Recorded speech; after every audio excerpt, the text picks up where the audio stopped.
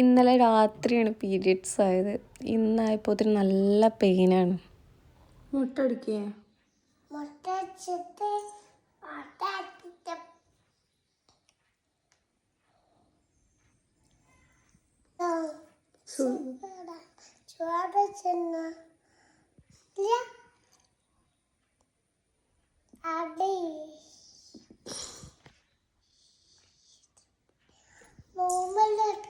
രാവിലത്തെ കുളിയൊക്കെ കഴിഞ്ഞതിന് ശേഷം ഓളും ഞാനും കുറച്ച് നേരം ഞാൻ സംസാരിച്ച് നിന്ന്. അപ്പോഴത്തേന് ഏട്ടൻ വരുമ്പോൾ പൊറാട്ടയും ചിക്കൻ കറിയും ചിക്കൻ പൊരിച്ചൊക്കെ കൊണ്ടുവന്നു.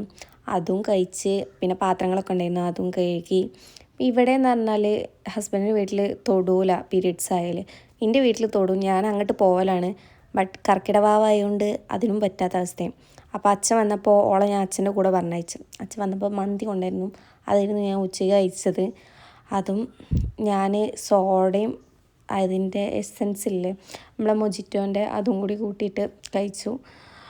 പിന്നെ എനിക്കിത് കഴിച്ചതിന് ശേഷം പിന്നെയും വേദന തുടങ്ങി. അപ്പം ഞാൻ പിന്നെയും പോയി കിടന്നുറങ്ങി.